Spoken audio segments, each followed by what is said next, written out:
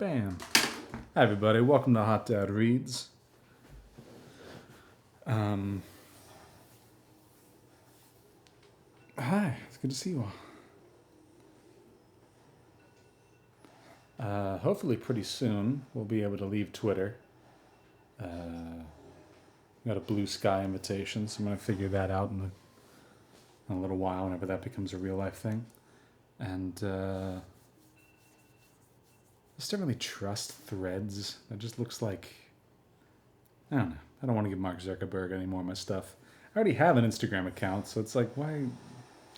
I don't know. Maybe it doesn't matter. But yeah, so we're going to be doing that pretty soon. We're in the midst of reading Les Miserables. We're on page 210. We left off halfway through Jean Valjean's Epiphany.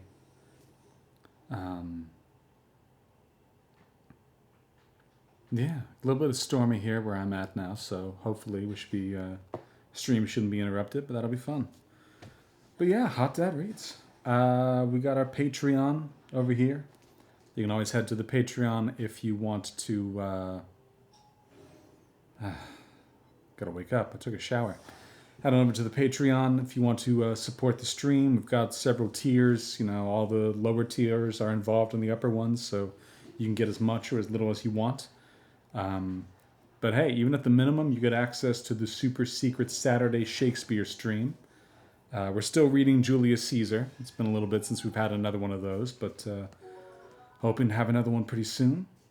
And the other levels, you get access to just like some fun dad videos, you know, doing the dishes, folding laundry, you know, hot dad stuff. Hot dad can do a lot of things, not just read.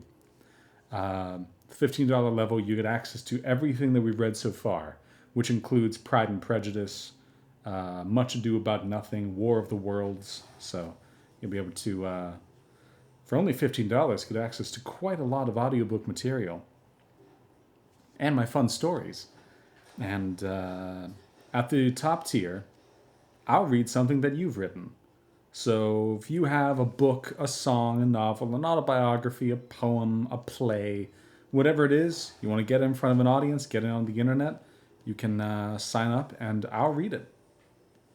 You know. Yeah. So, patreon.com/hotdadreads. And hey, if you want to support the stream but you don't have any money at the moment or you just don't want to do it financially, perfectly fine. There's a like button in one of these corners. If you can just click that, that would really help us out. On twitch.tv/hotdadreads.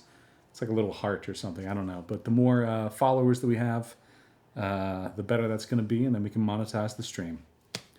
So yeah, sit back, relax, you know, play a video game, do the dishes, vacuum, whatever it is you got to do, and let me read you Les Miserables.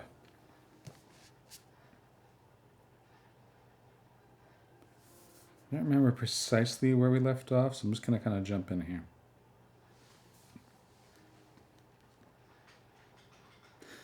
A moment later, the idea struck him that when he denounced himself, the heroism of his deed, and his honest life for the last 7 years, and what he had done for the area might perhaps be taken into consideration, and he would be pardoned.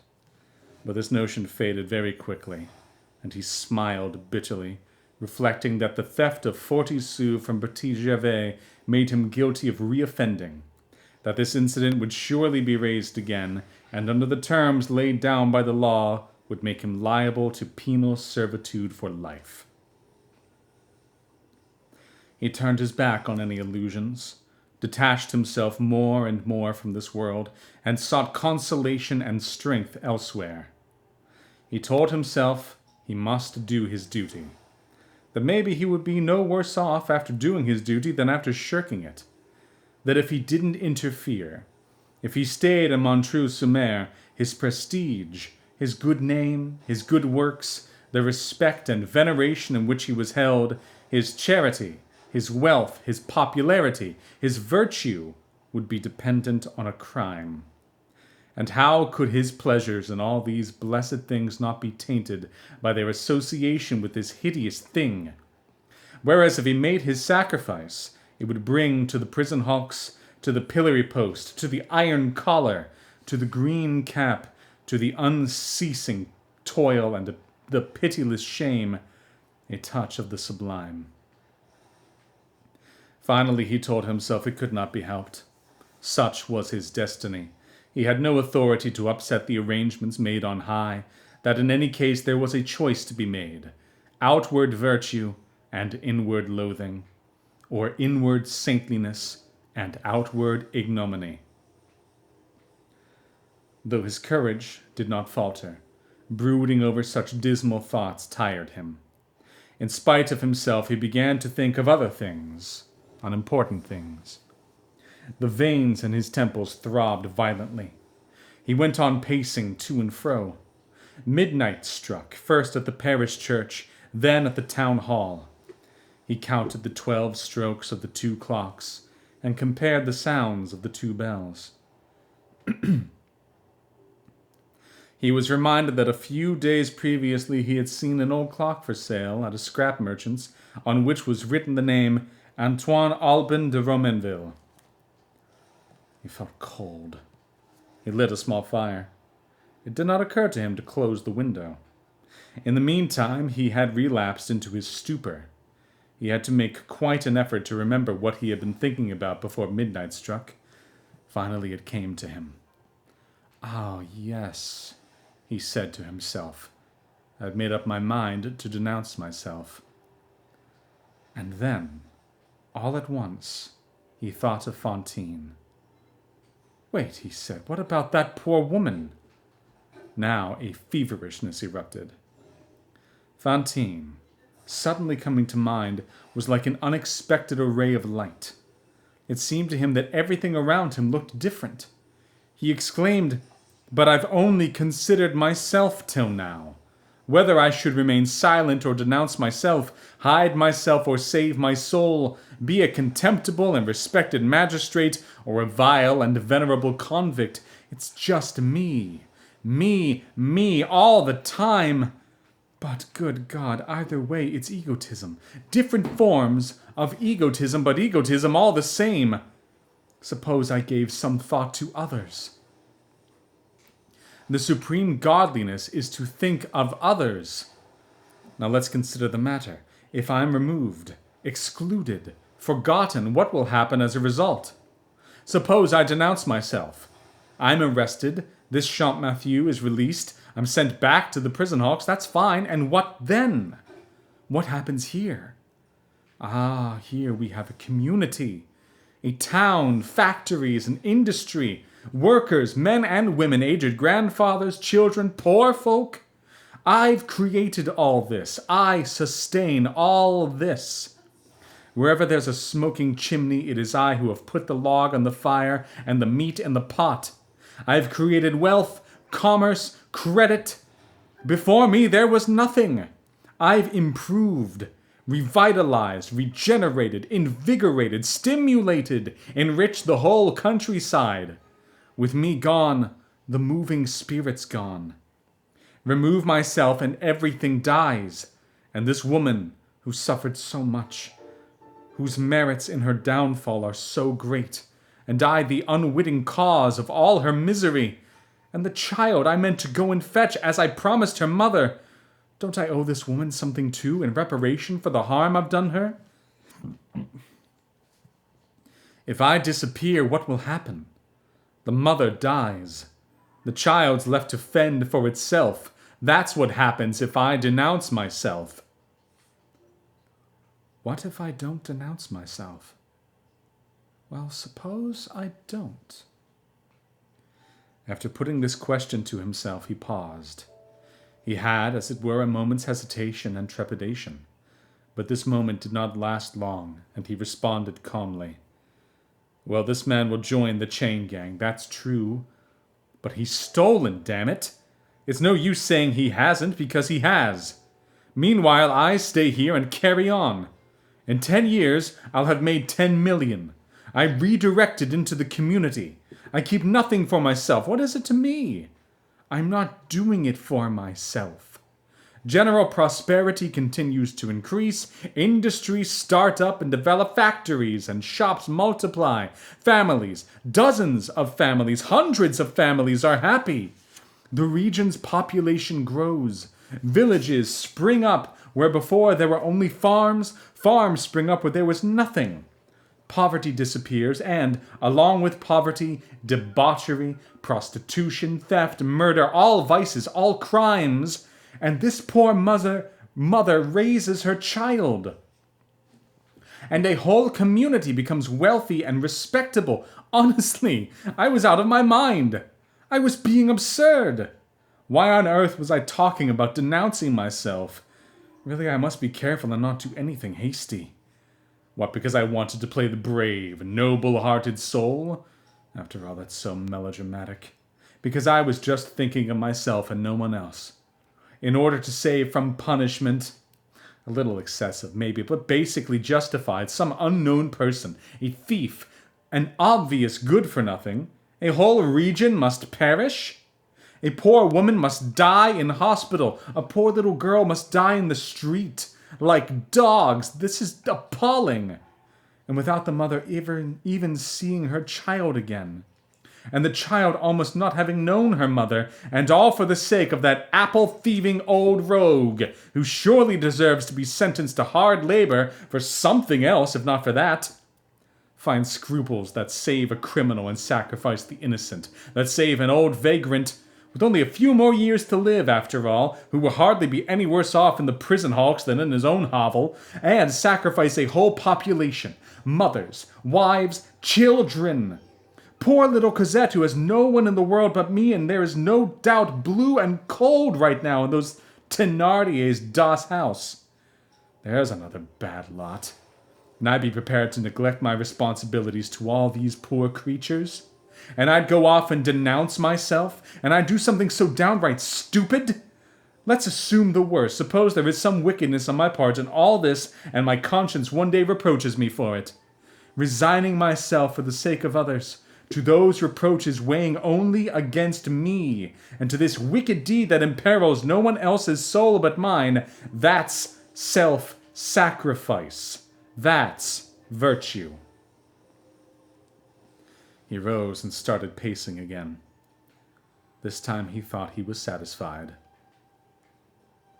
Diamonds are found only in the darkness of the earth. Truths are found only in the depths of the mind. It seemed to him that having descended into those depths, having long groped in the pitch black of that darkness, he had at last found one of those diamonds, one of those truths, and he now held it in his hand, and he was dazzled by the sight of it. Yes, he thought. That's the answer. I'm doing the right thing. I have the solution. In the end, some decision has to be reached. I've made up my mind. Leave well alone. No more shilly-shallying, no more backsliding. This is in everybody's interests, not mine. I am Madeline. Madeline, I remain. Whoever Jean Valjean is, let him perish. He's not myself anymore. I don't know that man. He's nothing to do with me now. If there happens to be someone called Jean Valjean at this moment, that's his lookout. It's not my concern. It's a fateful name hovering about in the dark. If it stops and swoops down on someone, that's just too bad. He looked at himself in the little mirror on the mantelpiece and said, "Well, it's a relief to have come to a decision. I feel much better now." He took another few steps, then stopped in his tracks. "Come now," he said. "There must be no faint-heartedness over any of the consequences of this decision. There are still links connecting me with that Jean Valjean. They must be destroyed. There are objects here in this very room that would betray me, things that cannot speak, that would testify against me. Well, then all these things must disappear." He fumbled in his pocket, drew out his purse, opened it, and took out a small key. He inserted this key into a keyhole that could hardly be seen, camouflaged as it was in the darkest hues of the patterned wallpaper. A hiding place opened, a kind of false cupboard constructed in the angle between the wall and the chimney breast. There was nothing but a few bits of rubbish in this hiding place: a blue overall, an old pair of trousers, an old knapsack, and a big hawthorn stick ferruled on both ends. Those who had seen Jean Valjean when he passed through Digne in October 1815 would easily have recognized all the elements of this miserable outfit. He had kept them, as he had kept the silver candlesticks, to remind himself always of where he had started from. Only he concealed these things that came from the prison hulks, and displayed the candlesticks that came from the bishop. He cast a furtive glance towards the door as if he feared it would open despite being bolted. Then, without even glancing at these things that he had kept so religiously and at such great peril all these years, with a sudden brisk movement he swept them up in a single armful and threw the whole lot, rags, stick, and knapsack, onto the fire. He closed the secret cupboard, and taking extra precautions, no longer necessary since it was now empty, he concealed the door behind a piece of heavy furniture that he pushed in front of it. After a few seconds, the room and the opposite wall were lit up with a fierce red wavering glow. Everything was ablaze. The hawthorn stick crackled and threw sparks, reaching the middle of the room. As the knapsack burned away, along with the hideous rags it contained, something shiny was left lying in the ashes.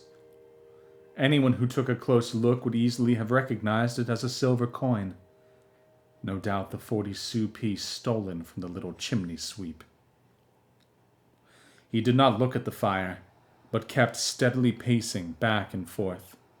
All at once his eyes fell on the 2 silver candlesticks, dimly gleaming on the mantelpiece in the reflected glow. Now wait, he thought. There is still everything of Jean Valjean in those. They, too, must be destroyed. He seized the 2 candlesticks. There was enough of a blaze to be able to quickly distort them and make some sort of unrecognizable metal bar out of them. He bent over the hearth and warmed himself for a moment. It gave him a real sense of well-being. How good to be warm, he said. He stirred the embers with one of the 2 candlesticks. A minute later, and they would have been in the fire.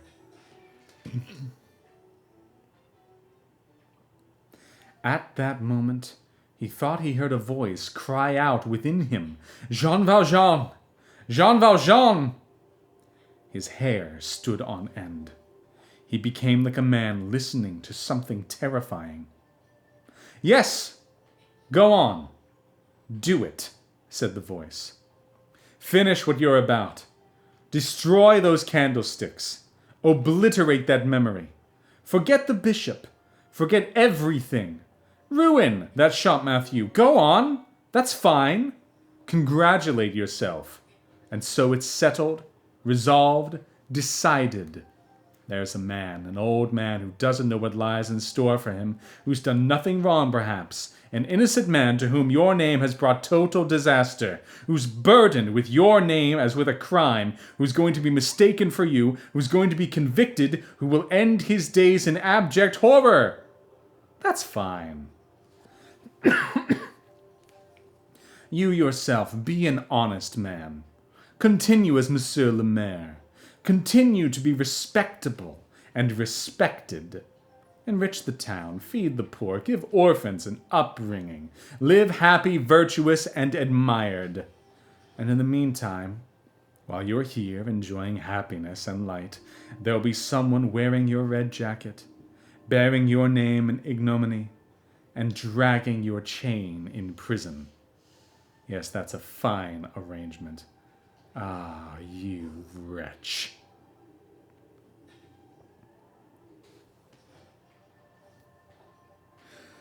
Sweat trickled from his brow. He stared wild-eyed at the candlesticks. But that which spoke within him had not finished.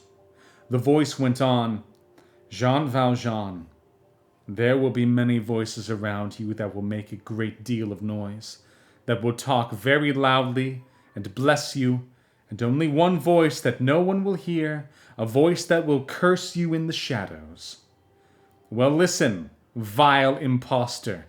All those blessings will fall back to earth again before reaching heaven, and only the curse will rise up to God. This voice, very faint at first and coming from the darkest depths of his conscience, had gradually become loud and formidable, and he now heard it in his ear. It seemed to him it had escaped from inside him and now spoke from without. He thought he heard those last words so distinctly that he looked around the room with a kind of terror. "Is there anyone here?" he asked out loud, and utterly distraught. Then with a laugh, like the laugh of an idiot, he said, "Stupid of me. There can't be anybody." There was somebody, but the somebody who was there was not one of those the human eye is capable of seeing. He put the candlesticks back on the mantelpiece. Then he resumed that monotonous and gloomy pacing that disturbed the dreams of the sleeping man below and woke him with a start. This pacing calmed and at the same time agitated him. It seems that sometimes, at the most critical moments, we move about so as to seek the advice of everything we may encounter in bestirring ourselves. After a few moments, he no longer knew what to do. He now recoiled with equal horror before the two decisions he had come to in turn. Both ideas that suggested themselves seemed no less deplorable one than the other. What a quirk of fate! What a freak of chance that Champmathieu should have been mistaken for him, to be ruined by precisely the means Providence seemed at first to have employed to safeguard him. There was a moment when he considered the future. Good God! Denounce himself, give himself up? He envisaged with immense despair everything that he would have to leave behind, everything he would have to return to. He would have to say goodbye to this life, a life so good, so pure, so radiant, to this respect from everyone, to honor, to freedom. Never again would he go walking in the countryside. Never again hear the birds sing in the month of May. Never again give money to the little children.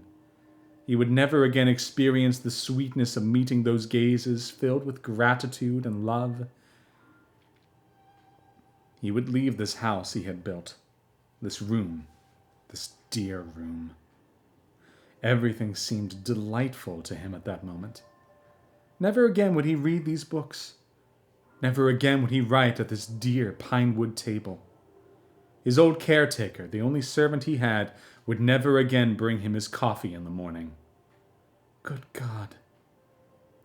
Instead of this, the convict gang, the iron collar, the red jacket, the chain round his ankle, exhaustion, the cell, the camp bed, all those familiar horrors. At his age, having been what he was now. If he were still young, at least, but to be old, and to be shown no respect by anyone, to be searched by the warder, beaten by the galley sergeant, to wear hobnailed shoes on his bare feet, and allow the shackles on his leg to be checked morning and night by the guard on patrol with his hammer, to endure the curiosity of strangers who would be told, "That one there is the famous Jean Valjean, who was mayor of Montreuil-sur-Mer." And in the evening, dripping with sweat, overwhelmed with weariness, the green cap pulled down over his eyes, to climb the ladder onto the prison hulks, in pairs under the sergeant's whip. Oh, what misery! Can destiny, then, be as vicious as an intelligent being, and become as monstrous as the human heart? And whatever he did, he kept coming back to this agonizing dilemma that underlay his reflections. Remain in paradise and become a demon, return to hell and become an angel. What should he do? God Almighty, what should he do? The turmoil he had with so much difficulty put behind him once more raged within him. His thoughts started to become confused again. They took on that somehow bewildered and mechanical aspect typical of despair. The name of Romanville kept coming back into his mind with 2 lines of a song that he had once heard. He remembered that Romanville was a little forest close to Paris, where young lovers went to gather lilacs in the month of April. He reeled outwardly as well as inwardly. He tottered like a small child left to walk on its own. At certain moments, struggling against weariness, he strove to retake command of his intellect. He tried to confront once and for all the problem over which he had, as it were, collapsed with exhaustion. Should he denounce himself? Should he remain silent? He could see nothing with any clarity. The vague aspects of all the lines of reasoning sketched out by his ruminations flickered and went up in smoke, one after the other. Yet he felt that whatever he decided, some part of him was bound to die, and there was no possibility of avoiding this. That either way he was entering a tomb, that he was in the throes of death, the death of his happiness or the death of his virtue. Alas, all his indecision had got the better of him again. He was no further advanced than to begin with. Thus did this poor soul struggle in anguish. 1800 years before this ill-fated man, the mysterious being in whom are concentrated all this saintliness and all the sufferings of humanity had also refused for a long time the terrible chalice, streaming with darkness and brimming with shadows, that appeared to him in the star-filled depths while the olive trees shook in the fierce blast of the infinite.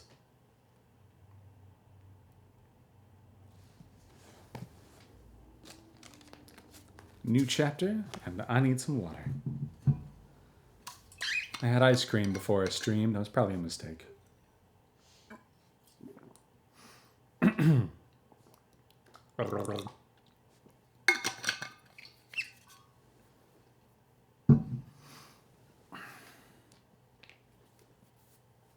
Did I find dad stories from the weekend? I had a crazy night of poker. I've been doing really, really well all year, and I had last night was my bad night. That happens. Point is to have more good nights than bad nights.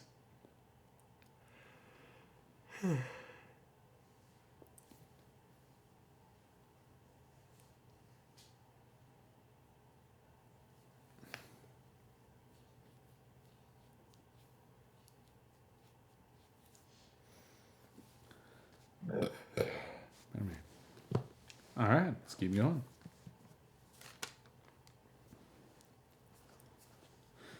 Chapter 4, Forms that Suffering Takes in Sleep. 3 o'clock in the morning had just struck, and he had been pacing like this for 5 hours, almost without interruption, when he dropped onto his chair. There he fell asleep and had a dream. This dream, like most dreams, related to the situation only in that there was something vaguely sinister and disturbing about it. But it made an impression on him. So struck was he by this nightmare that he later wrote it down. It is one of the papers written in his own hand that he has left. Here we think we ought to transcribe this thing word for word. Oh, I hate when they do that. The text gets smaller. Whatever the dream, the story of this night would be incomplete if we were to omit it. It is the grim experience of a sick soul. Here it is. We find this line written on the envelope, "The dream I had that night." I was in the countryside, bleak, open countryside where there was no grass growing. It did not seem to me to be either light or dark. I was walking with my brother, the brother of my childhood years, the brother that, I have to say, I never think about and I can scarcely remember now. We were chatting, and we encountered some passers-by. We were talking about a neighbor we had in the past who always worked with her window onto the street open all the time that she lived there. Even as we chatted, we felt cold because of that open window. There were no trees in the countryside.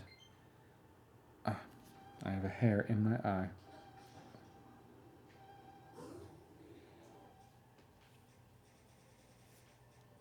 And the right eye gets jealous. Like, you can't see? I don't want to see either. We saw a man who passed close by. He was stark naked, ashen-hued, mounted on an earthen-hued horse. The man had no hair. We could see his skull and the veins on his skull. In his hand he held a switch as pliant as a vine shoot and as heavy as iron. This horseman passed by and said nothing to us. My brother said to me, "Let's take the sunken road." There was a sunken road where not a bush or a patch of moss was to be seen. Everything was earth-colored, even the sky. After a few paces, there was now no reply when I spoke. I realized my brother was not with me anymore. I entered a village that I saw. I thought it must be Romanville. Why Romanville? Hugo's footnote, this parentheses, is in Jean Valjean's hand. The first street I entered was deserted. I turned into a second street. Round the corner where the two streets met, there was a man standing against the wall. I said to this man, "What village is this? Where am I?" The man did not reply. I saw a house with the door open. I went inside. The first room was deserted. I went into the second. Behind the door of this room, a man was standing against the wall. I asked this man, "Whose house is this? Where am I?" The man did not reply. The house had a garden. I left the house and went into the garden. The garden was deserted. Behind the first tree, I found a man standing there. I said to this man, "What is this garden? Where am I?" The man did not reply. I wandered through the village and realized it was a town. All the streets were deserted. All the doors were open. Not a living soul walked in the streets, moved about the rooms, or strolled in the gardens. But behind every corner, behind every door, behind every tree, stood a man who did not speak. There was nothing more than one of them to be seen at any one time. There was never more than one of them to be seen at any one time. These men watched me go by. I left the town and began to walk through the fields. After some time I turned round and saw a large crowd coming after me. I recognized all the men I had seen in the town. They had strange expressions. They did not seem to be hurrying, and yet they walked faster than I did. They made no sound as they walked. Within an instant, this crowd caught up with me and surrounded me. The faces of these men were earth-colored. Then the first one I had seen and questioned on entering the town said to me, "Where are you going? Don't you know that you've long been dead?" I opened my mouth to reply, and I saw there was no one around. He woke up. He felt frozen. A cold wind like the morning wind made the casements that had been left open swing on their hinges. The fire had gone out. The candle was almost burned right down. It was still pitch black.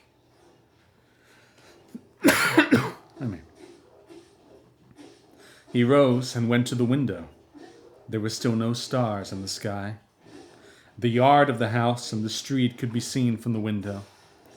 A sharp, harsh sound, a sudden clattering on the ground, made him look down. He saw below him two red stars, whose rays bizarrely lengthened and shortened in the darkness. His mind, still half submerged in the fog of dreams. "Look at that," he thought. "There are none in the sky. They're on earth now." However, this fog cleared. A second sound like the first wakened him completely. He looked again and realized the two stars were carriage lanterns. By the light they cast, he was able to make out the shape of the carriage.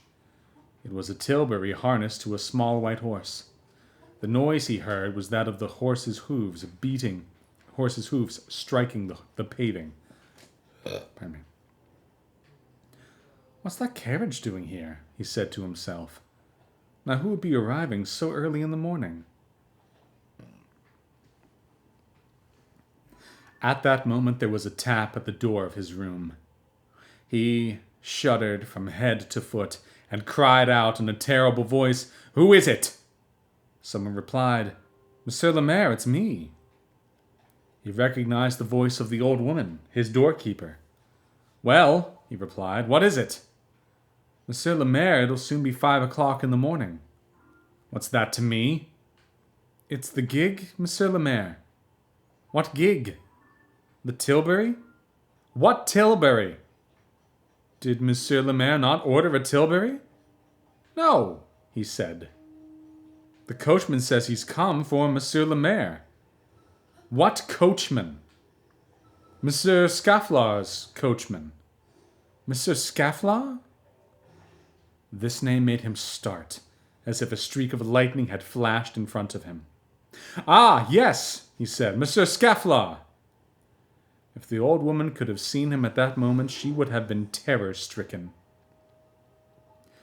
There was quite a long silence. He stared stupidly at the candle flame, and then from round the wick he took some of the molten wax, which he rolled between his fingers. The old woman was waiting. Yet she ventured to raise her voice once more. "Monsieur le Maire, what am I to reply?" "Tell him, 'Very well, I'm coming.'"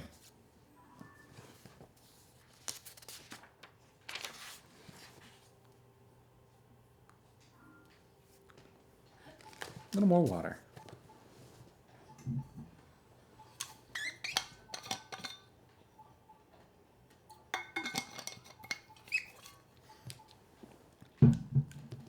Yeah, this poker game I had on Friday. Oh, by the way, here's a cat. Hey, buddy. Yeah, this poker game I had on Friday. I was doing well early on, and I got Pocket Kings all-in pre-flop against Pocket Jacks.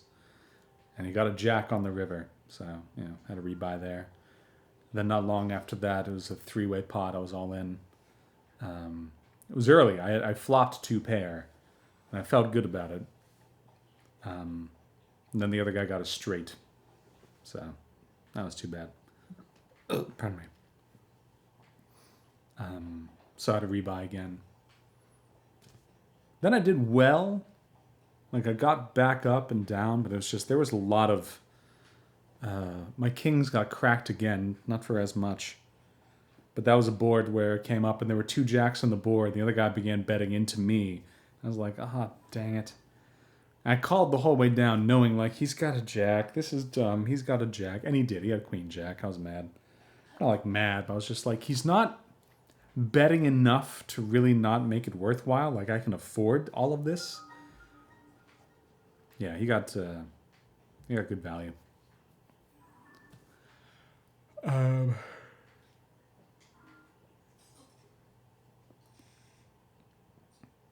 then it was right at the end of the night. What did I have at the end of the night? I don't remember.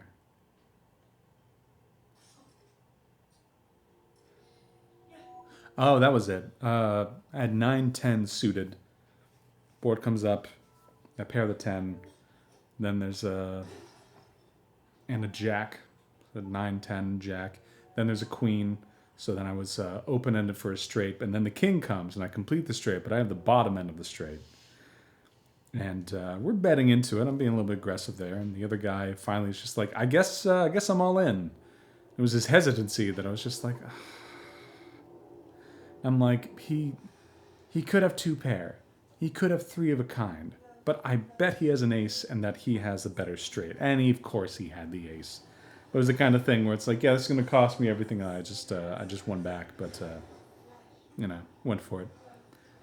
I mean, I hit it. I made my straight. It's just that I knew that he was probably better. And he was, so.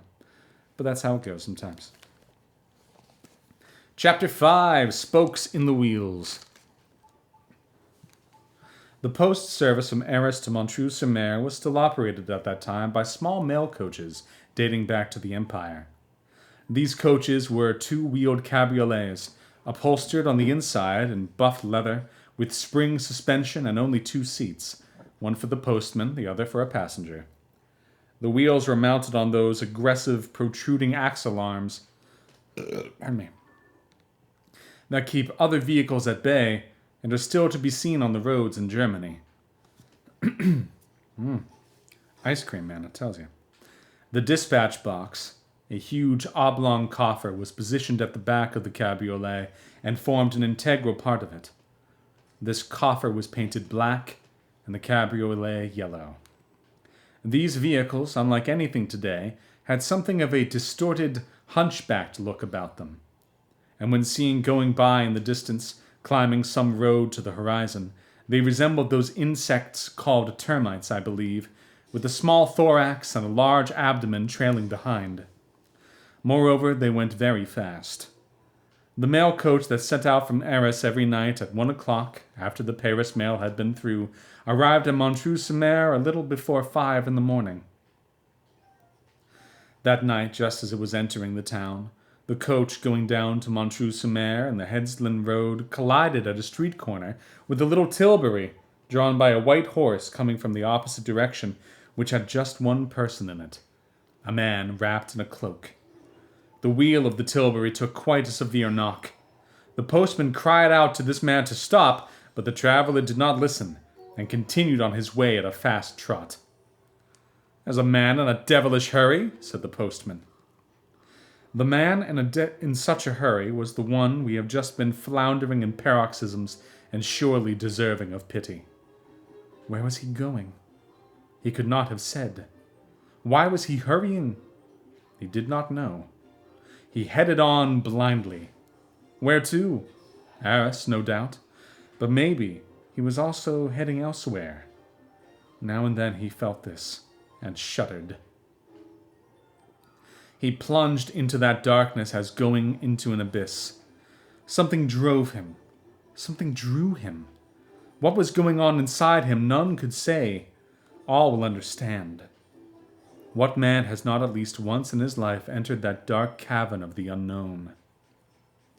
Besides, he had resolved on nothing, decided on nothing, settled on nothing, done nothing.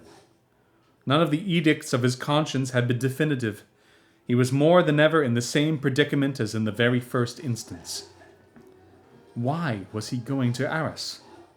He kept repeating what he had already said to himself when he hired Scaufflaer's cabriolet, that whatever the outcome might be, there was no harm in seeing for himself and reaching his own judgment about things. In fact, this was prudent. He needed to know what happened.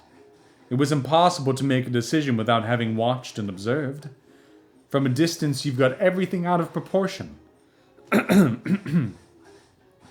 After all, once he had seen the Champmathieu, his conscience would probably be greatly relieved to let such an insignificant wretch take his place in the prison hulks. True, Javert would be there, and those fellows, Brevet, Chenildieu, and Cochepaille, former convicts who had known him, but they certainly would not recognize him. Pah! The very idea! And Javert wouldn't even dream of it. All conjectures and assumptions were focused on this Champmathieu, and nothing is so stubborn as assumptions and conjectures. So there was no danger. It was certainly a dark moment, but he would come through it. After all, his fate, however bad it might be, was in his own hands. He was master of it. He clung to this idea. Okay. I just remembered I had changed something with the setup. I want to make sure that messages still came up.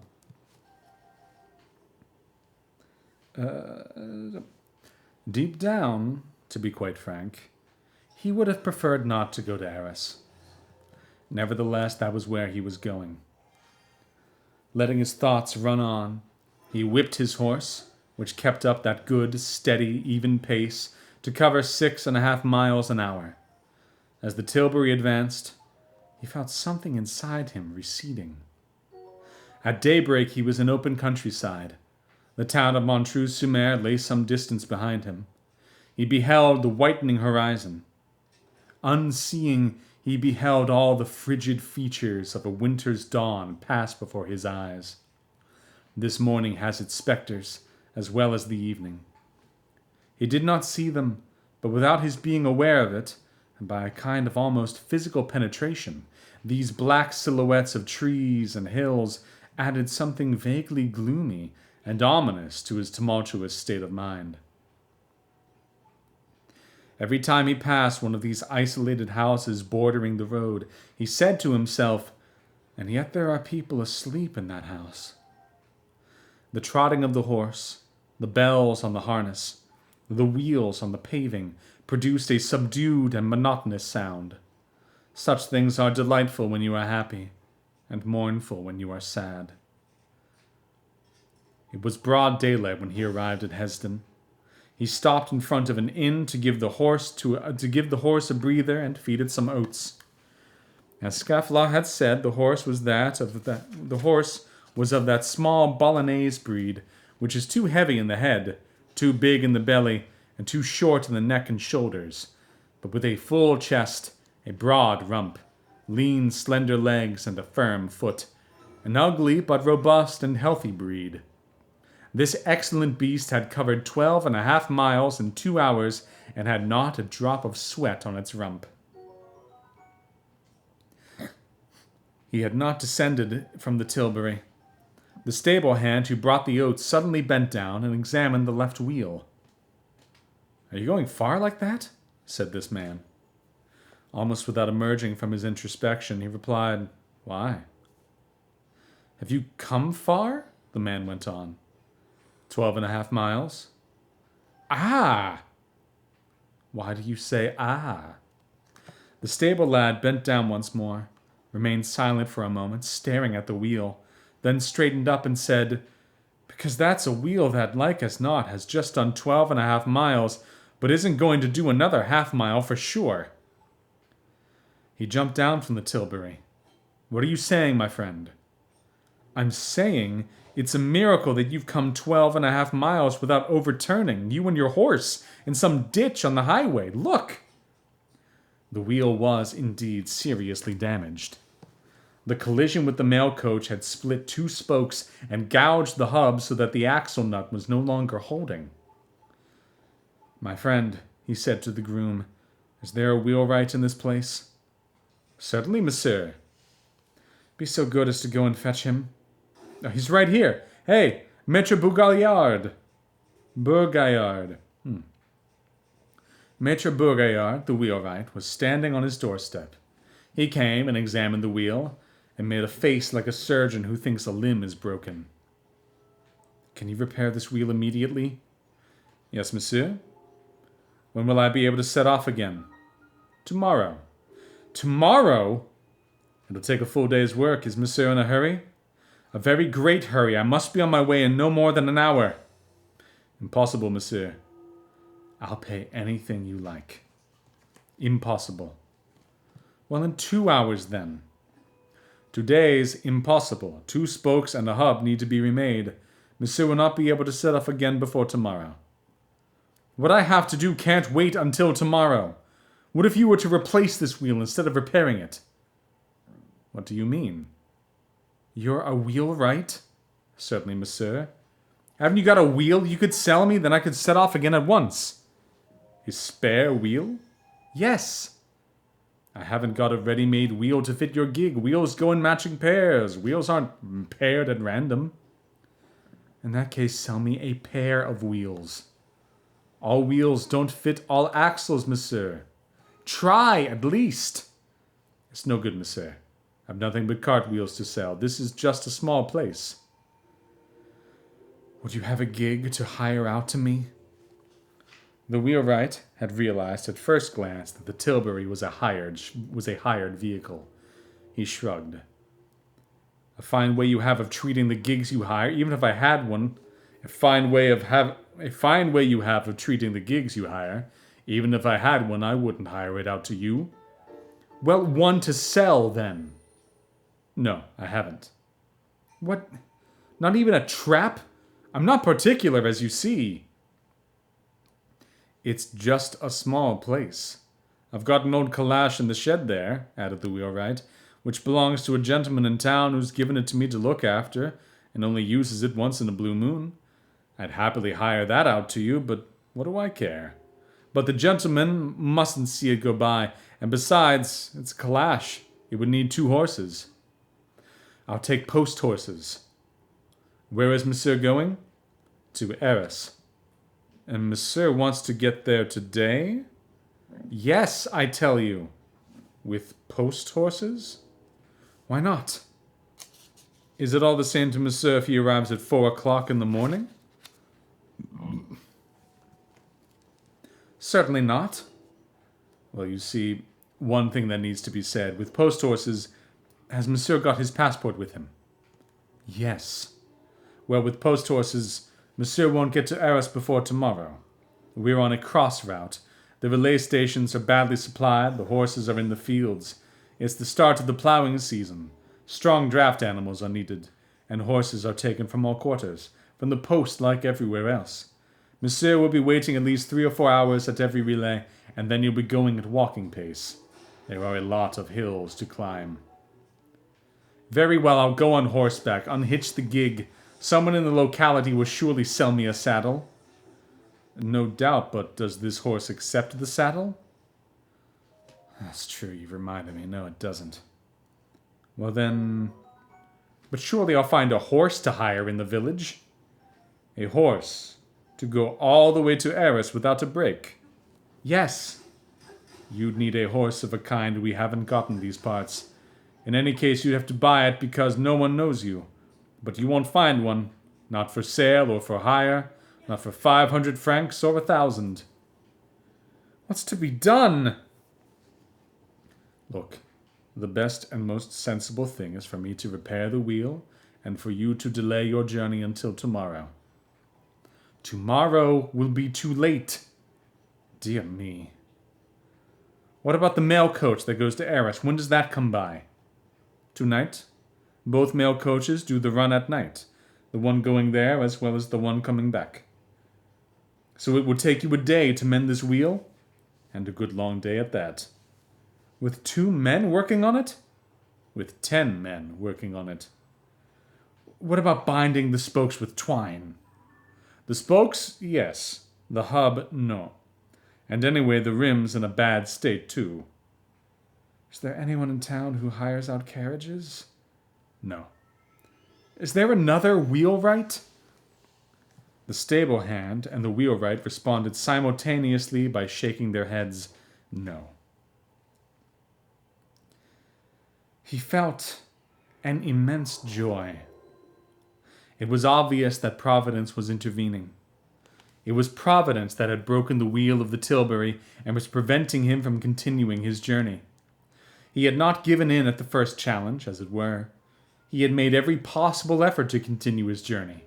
He had honestly and scrupulously exhausted every alternative. He had not balked at winter weather, tiredness, or expense.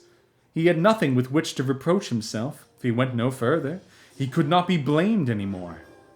It was not his fault. It was the doing not of his conscience, but of Providence. He breathed again.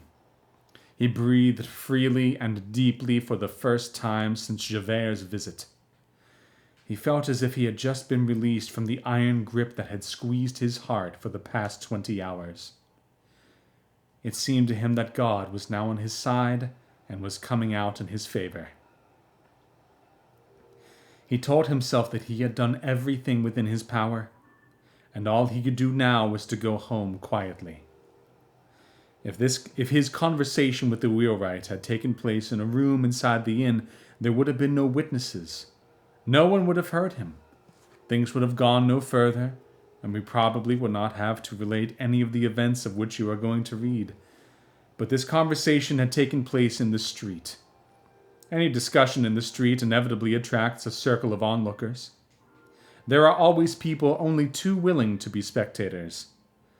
While he was questioning the wheelwright, some passers-by had stopped and gathered round them. After listening for a few minutes, a young lad no one had noticed just before broke away from the group and ran off. Just as the traveler was deciding to turn back, after the inward deliberations we have described above, this child returned.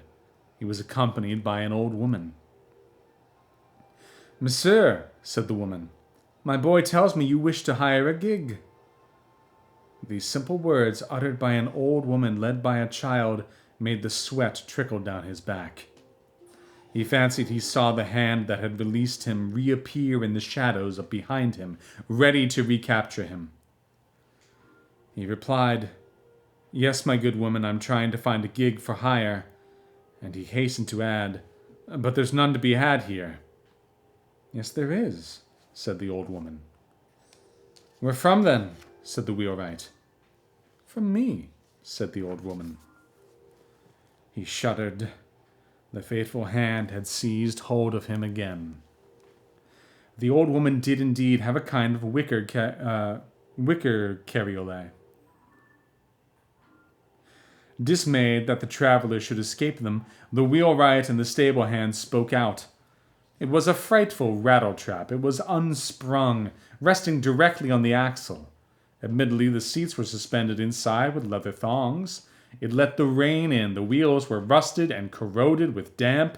It would not go much farther than the Tilbury, a real bone shaker. This gentleman would be very unwise to go anywhere in it, etc. All this was true, but this rattletrap, this bone shaker, this thing, whatever it was, had 2 wheels and was mobile and could go to Arras. He paid the price asked, left the Tilbury with the wheelwright to be repaired so he could pick it up on his return, had the white horse harnessed to the cart, climbed in, and resumed the journey on which he had set out that morning. As the cart moved off, he confessed to himself that he had felt a certain joy a moment earlier at the thought that he would not be going where he was going. He considered this joy with a sort of anger, and found it absurd.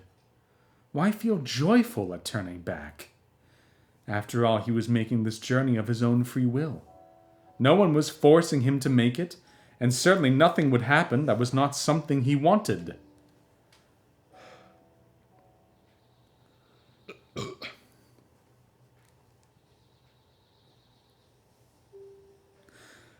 As he left Hesdin, he heard a voice shouting, "Stop! Stop!" He stopped the cart with a jerk, which had a vague feverishness and convulsiveness about it, resembling hope. It was the old woman's little boy. "Monsieur," said the lad, "it was I who found you the cart."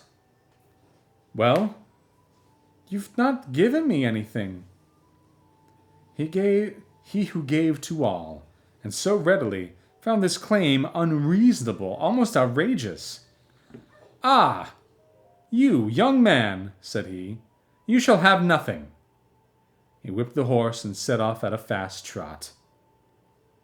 He had lost a lot of time at Hesdin. He wanted to make it up. The little horse was plucky and pulled as well as 2, but it was the month of February. It had been raining. The roads were bad. And besides, it was no longer the Tilbury. The cart was solid and very heavy. And what is more, there were numerous climbs. It took him nearly 4 hours to get from Hesdin to St. Paul. 4 hours to cover 12.5 miles. In the French text, 5 lieues, although it has previously been indicated that this stage of the journey would be 6 lieues, which is 15 miles. At St. Paul, he had the horse unharnessed and taken to the stable at the first inn he came to. As he had promised Scofflaw, he stood by the fodder rack while the horse was feeding. The thoughts on his mind were gloomy and confused. The innkeeper's wife came into the stable. "Does monsieur not want to eat?" "Ah, indeed I do," he said. "In fact, I've got a hearty appetite." He followed this woman, who had a bright and cheerful face. She led him to a low-ceilinged room where there were tables with oilcloth coverings for tablecloths. Be quick, he said. I must be on my way. I'm in a hurry. A plump Flemish servant girl swiftly laid him a place. He watched the girl with a sense of well-being. That's what was wrong with me, he thought. I hadn't eaten. His food came. He fell on the bread, took a bite, and then slowly put it back on the table and did not touch it again. A carter was eating at another table. He said to this man, "Why is that bread so bitter here?"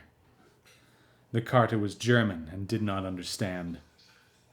He returned to the horse in the stable. An hour later, he had left St. Paul and was heading for Tinquis. Tinquis? I have no idea. Which is only 12.5 miles from Arras. What did he do during this journey? What did he think about? As in the morning he watched the trees, the thatched roofs, the tilled fields going by, and the disappearing landscape, displaced at every bend in the road. This is contemplation of a kind that is sometimes sufficient for the soul and almost relieves it of thought. What could be more melancholy and profound than seeing 1,000 objects for the first and last time? To travel is to be born and die at every instant. Perhaps in the haziest region of his mind he drew parallels between these shifting horizons and human experience and human existence. All things in life are perpetually fleeing before you. Brightness and dark intermingle. After radiance, an eclipse. You watch, you hurry, you reach out to seize what is passing. Every event is a bend in the road, and all of a sudden you are old. You feel a kind of jolt. All is darkness. You make out a dim doorway. The lugubrious horse of life that was drawing you comes to a halt, and you see a muffled stranger in the shadows unharness it. Twilight was falling when some children coming out of school saw this traveler drive into Tinquis. It is true the days were still short at that time of year. He did not stop in Tinquis. As he came out of the village, a road mender laying stones on the road looked up and said, "That's a very tired horse." Indeed, the poor beast was going at no more than a walking pace. "Is it Arras you're going to?" added the road mender. "Yes." "You won't make very good time at that rate."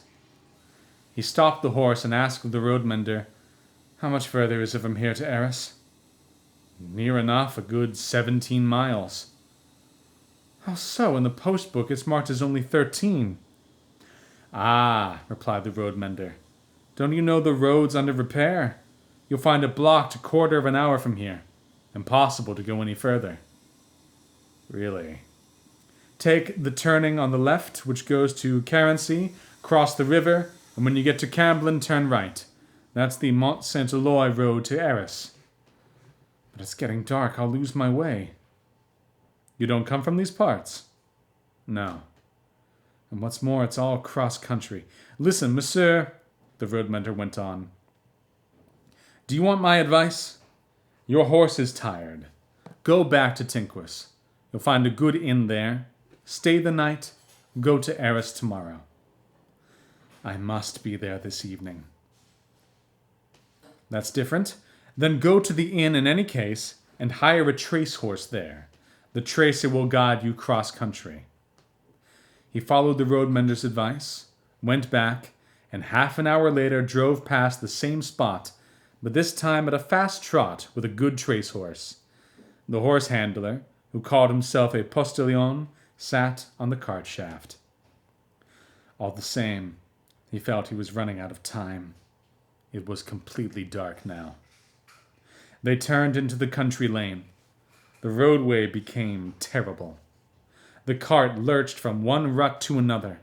He said to the postilion, "Keep going at a trot and I'll double your tip." A jolt, and the swingle bar broke. "Monsieur, that's the swingle bar," said the postilion. I don't know how to harness my horse now. This road's very bad at night.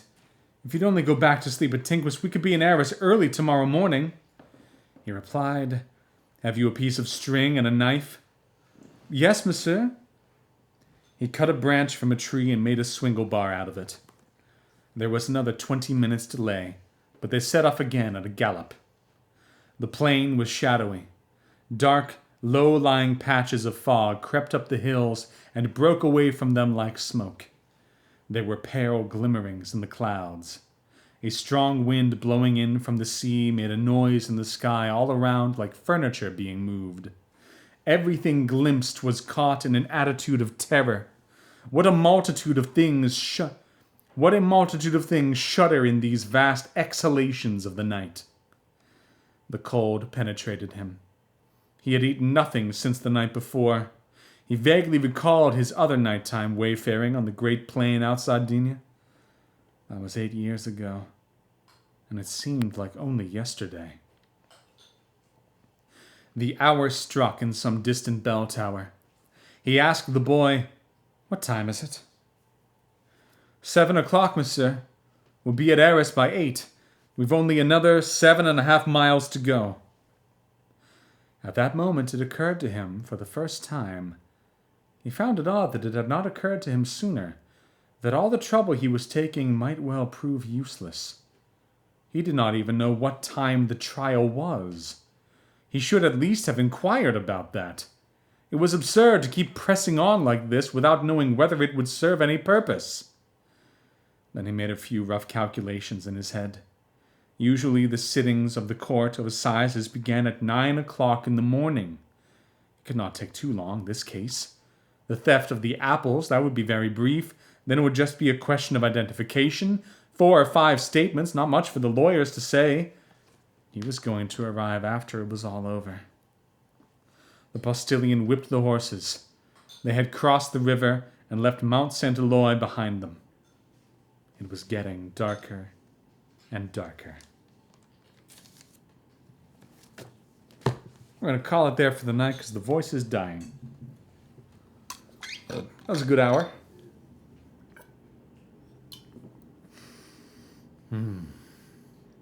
I know we're trying for 2, but, don't have ice cream before you stream. That's what we've learned.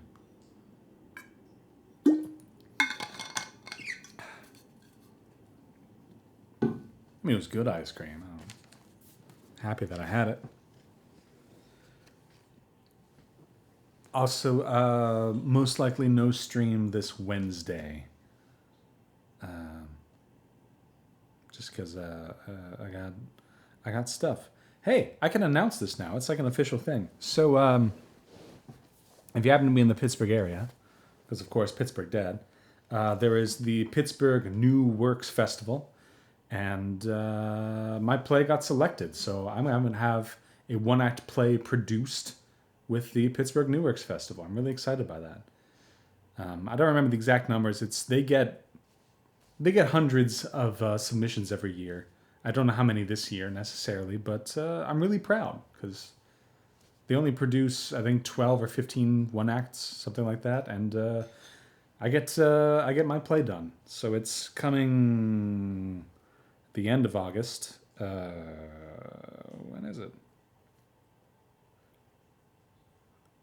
August 24th through the 27th. There's a 2-show day on Saturday, a two-do-shay.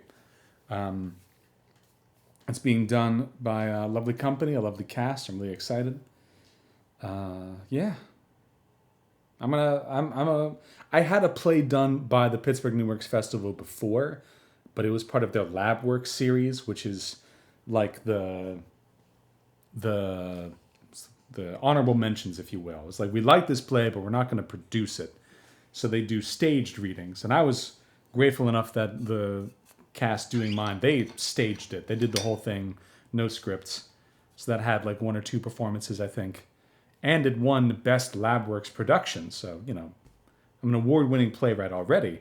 But this is like a more legitimate, like, oh, it's getting done. I'm really excited by that. So that'll be in August. The whole festival lasts like 5 weeks or something. So there's voting. And at the end, there's a number of awards. Best actor, best play, best playwright, all that kind of stuff, So possibility that I'll get more awards or something like that, but really, like, I'm just excited. And, stressed because I wrote a thing and people are going to hear it. Oh, God. But yeah. So that's what I'm doing. I got that going on during this week and things, so yeah. Remember, patreon.com/hotdadreads. Make sure to like this video. Make sure to like this live stream on twitch.tv/hotdadreads. You can find us on Instagram and Twitter, that we're going to be shifting over to Blue Sky pretty soon. I don't know. Social media, man, it's a pain in the butt. Pardon me. Plus, I don't even know what to post on there about this, I have no good ideas.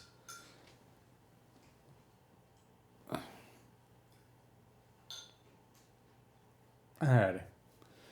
I've been staring at a book in the dark for over an hour. I'm going to go rest my eyes. Have yourselves an agreeable evening.